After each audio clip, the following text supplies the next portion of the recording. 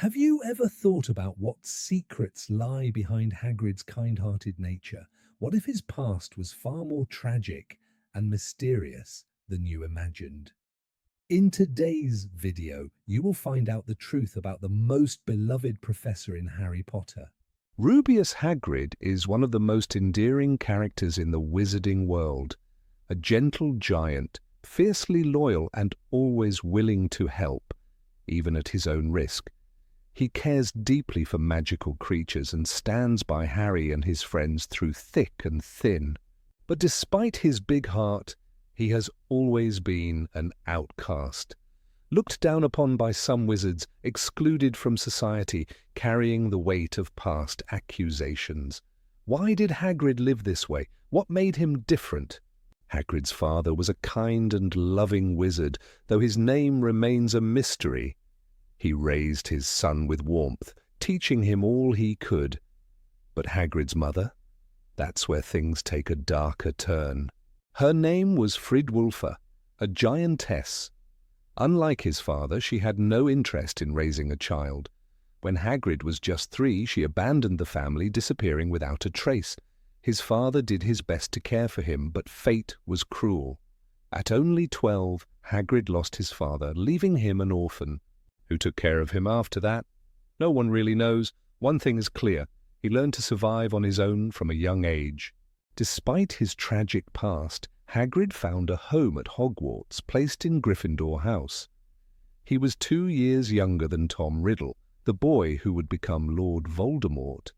Even then, Hagrid had a deep love for magical creatures, even the dangerous ones. And that love became his downfall. When the Chamber of Secrets was opened, Tom Riddle needed a scapegoat. He accused Hagrid of the attack, claiming that his pet Acromantula, Aragog, was the monster behind it all. The Ministry of Magic didn't need much convincing. Despite the lack of real evidence, they expelled Hagrid from Hogwarts. His wand was snapped, his education was over, his future stolen. The only person who stood by him? Albus Dumbledore. He fought to let Hagrid stay at Hogwarts as gamekeeper, but that didn't erase the stigma. For years, Hagrid lived under the weight of false accusations, unable to practice magic freely. Years later, thanks to Harry Potter and his friends, the truth finally came to light. Hagrid was cleared of all charges, and for the first time in his life, he was given a true place of honor. He became a professor of care of magical creatures, a job he was born for. Under Dumbledore's protection, life at Hogwarts was good, but with the arrival of Dolores Umbridge, everything changed. She saw Hagrid as a threat. His lessons were sabotaged, his presence questioned. And when Severus Snape became headmaster, Hagrid was once again forced into hiding.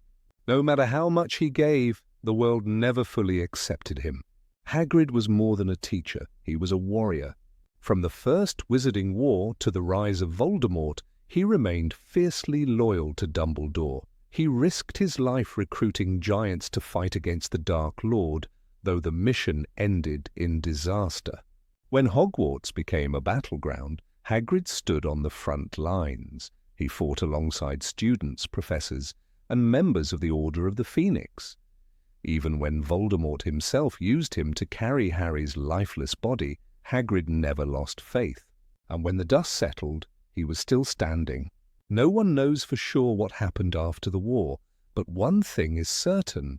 Hagrid never left Hogwarts. He continued teaching, caring for magical creatures, and keeping the school's deepest secret. And love? There was one person who could match his strength and heart. Madame Olympe Maxime, the half-giantess from Beauxbatons. Did they stay together? It's possible. After all, if anyone deserved happiness, it was Hagrid. A tragic hero, a gentle giant, a man who never gave up, even when the world turned against him. That is the true story of Rubeus Hagrid. Rubeus Hagrid was always an enigma. Towering, wild-bearded, with a heart as vast as his frame, he seemed to be an open book. But was he? His past, filled with shadows and secrets, held more than Hogwarts ever revealed. Dumbledore trusted him with forbidden knowledge, dangerous tasks, but what else lay hidden beneath his gentle exterior? His childhood was marked by tragedy. His mother, the giantess Fridwulfa, abandoned him as a baby. His father, a kind but frail wizard, raised him alone. He was tiny, Hagrid once said, voice thick with emotion. Could have sat on his knee when I was 6. When his father died, Hagrid was just 13, alone in a world that feared his bloodline. Then came the scandal. Tom Riddle framed him for opening the Chamber of Secrets, expelled, his wand broken, his dreams shattered. But was that truly the end? Dumbledore, always one step ahead, ensured Hagrid remained at Hogwarts as gamekeeper. But perhaps that was just a cover. Was he secretly working for the Order even then?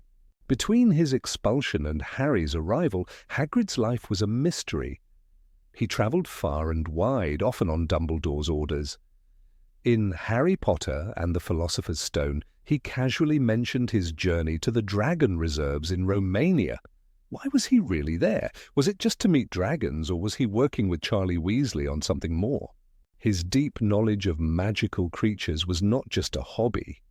Hagrid knew about rare, dangerous beasts long before he taught care of magical creatures. "Got a few of these in the forest," he'd say, grinning. But why? Who sent him into the Forbidden Forest? Was he hiding something darker, perhaps magical beings tied to the war against Voldemort? Whispers suggested he was part of secret Order operations long before the official revival. In Harry Potter and the Order of the Phoenix, Sirius Black mentioned, "Hagrid's been doing some work for the Order, dangerous stuff." If he was already involved, what else had he done in the past?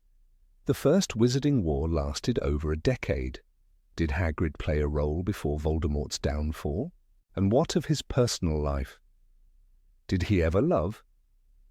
Madame Maxime, the proud headmistress of Beauxbatons, seemed like a possibility. But their romance faded into rumours. Could it be that Hagrid, devoted to Dumbledore and his missions, never had time for love, or was there a heartbreak he never spoke of? His time in Azkaban revealed another side of him. He survived a place that broke stronger wizards. "Rough place, Azkaban," he muttered darkly in the Chamber of Secrets. What did he see there? Did he meet former Death Eaters? Did he uncover truths that made him even more loyal to Dumbledore? His past held scars, losses, secrets buried deep. He was more than a kind-hearted giant. He was a man shaped by war, betrayal, and silent sacrifices. What else